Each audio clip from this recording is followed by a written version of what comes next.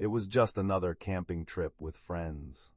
We left behind our city lives and headed for a remote forest trail. I packed my backpack with essentials: food, water, first aid kit, map of the area, and a multi-tool.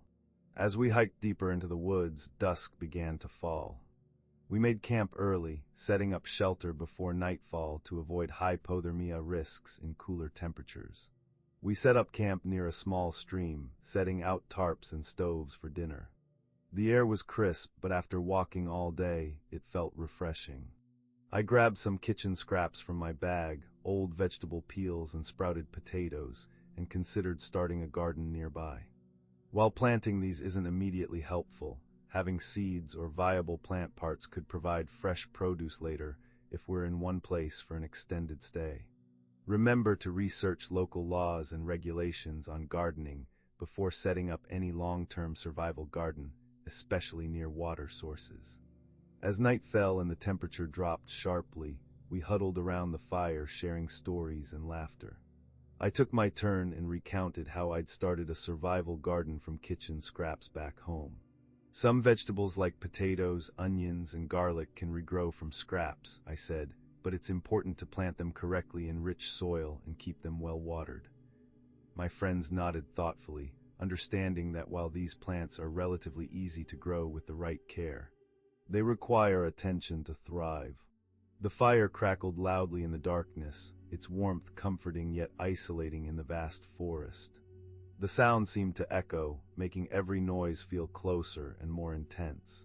Suddenly a low whistle cut through the air, a sharp, unsettling sound that made my heart race, and then another followed. I froze, unsure if it was just wind or something far more dangerous lurking nearby. "Is that?" one of my friends whispered. "No idea," I replied softly, peering into the shadows. "Stay close to the fire and make sure you know which plants around us are safe to eat. Always positively identify any wild foods with a field guide or an expert before consuming."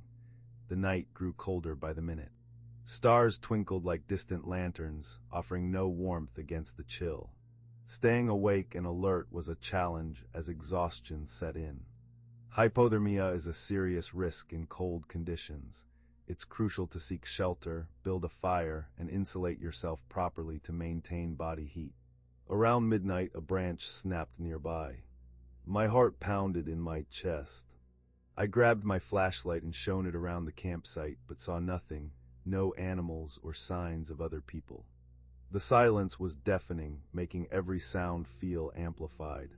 "Let's get some rest," one friend suggested, his voice shaking slightly. "We'll need all our energy for what lies ahead tomorrow."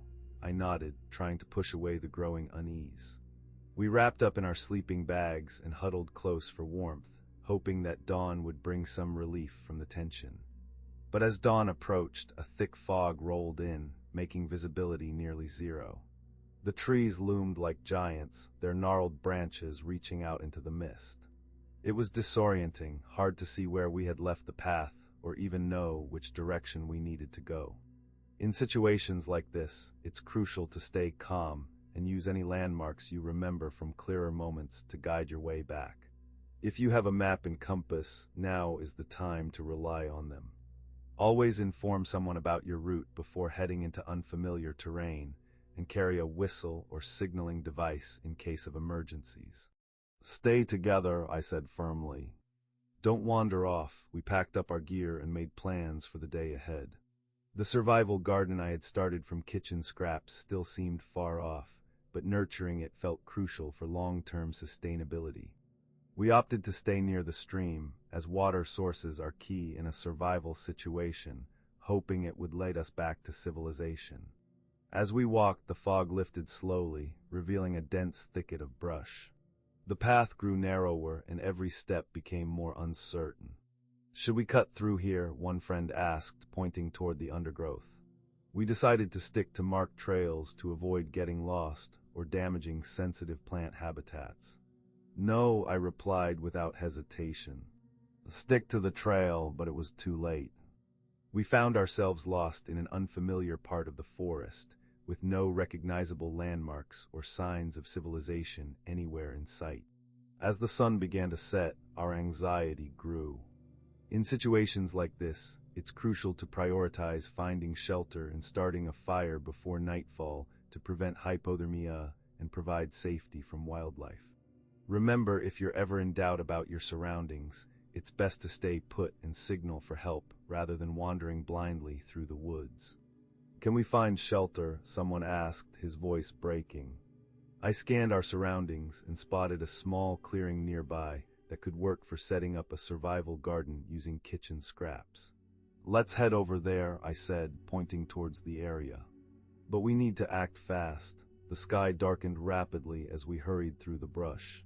The wind picked up, carrying with it an eerie chill that seeped into my bones. We reached the clearing just before nightfall and began setting up a makeshift shelter. But our hands were clumsy from cold, and our movements were slow and careful to avoid mistakes in the dark and the freezing temperatures. Hypothermia sets in quickly when unprepared for extreme cold, so it's crucial to build a shelter that shields you from wind and moisture, start a fire for warmth, and conserve energy by moving deliberately.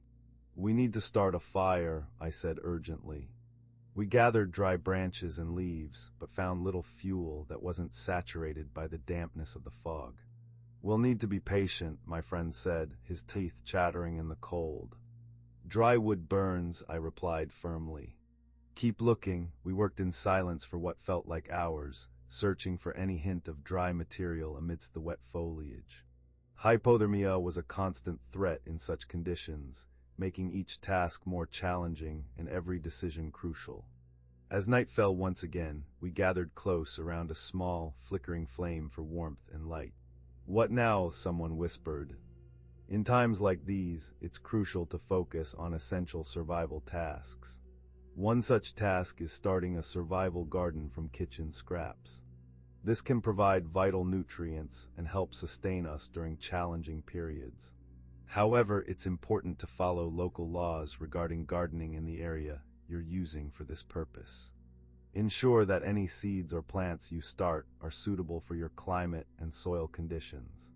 When selecting items from your kitchen to plant, such as garlic cloves, onion bulbs, or potato eyes, make sure they are free from disease and treated only with organic substances safe for consumption.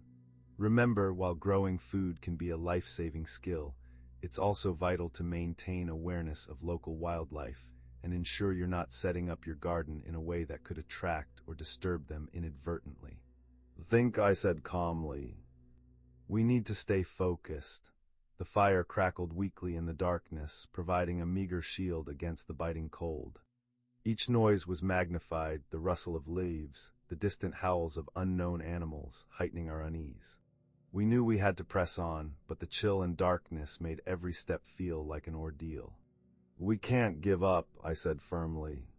Find more wood, but as we searched, exhaustion took its toll. With limited daylight left and our energy reserves nearly depleted, the urgency of finding shelter or a water source became critical. Hope started to fade as night fell, emphasizing the need for preparedness in survival situations. Always carry essentials like a map, compass, and emergency supplies to increase your chances during an unexpected overnight stay in the wild. I can only survive 3 days without water, and finding food is crucial too. If we're going to make it, we need to act fast. We pressed forward into the encroaching twilight, resolute in our determination to make it through another night. The forest closed in around us, its darkness a constant reminder of the challenges ahead. But then, amidst the chaos and fear, I found a moment of clarity. I realized the importance of being prepared and self-sufficient. Growing a survival garden from kitchen scraps is a practical way to ensure you have fresh produce even when resources are scarce. This method not only reduces waste, but also provides essential nutrients without relying on grocery stores. To start, save seeds or cuttings from vegetables like potatoes, onions, garlic, and herbs. Place them in pots with soil and care for them as you would any other plant. Remember to research local laws regarding growing and harvesting plants, especially if you plan to do this long-term or in larger quantities. Always positively identify any wild plants you might encounter with an expert guide to ensure they are safe before considering them for your garden. Stay calm, I said aloud. We have a chance if we focus on one thing at a time, like growing a survival garden from kitchen scraps. But remember, only plant vegetables and herbs that you are certain are safe and correctly identify them to avoid any poisonous lookalikes. Always consult field guides or experts before eating anything foraged. I led us back to the survival garden I had set up earlier that day. Those humble kitchen scraps, which initially seemed insignificant, could provide vital sustenance in a crisis. The sprouting seeds and young plants, though still small and fragile, were thriving amidst the surrounding wilderness. Each tiny green shoot was a potential source of nutrients and could be our lifeline if we needed to rely on them for survival. Remember, growing plants from kitchen scraps is a sustainable practice, but always ensure you have legal permission to establish such gardens in your area, especially in wild or protected spaces. We need these, I said firmly. They can help us survive. We dug up some sprouted potatoes and planted them along with saving seeds from old vegetables for planting. These can serve as a vital food source in challenging environments. Remember, always follow local laws regarding plant cultivation and ensure you positively identify any wild plants to avoid accidental poisoning. Keep them watered regularly, I advised. But be mindful not to overwater, as different plants have varying watering needs. Check the soil moisture and only water when necessary to ensure healthy growth. The realization hit me hard. Survival isn't just about reacting to immediate dangers, it's also about planning ahead. Growing a survival garden from kitchen scraps is one such proactive step that can provide sustenance and hope in challenging times.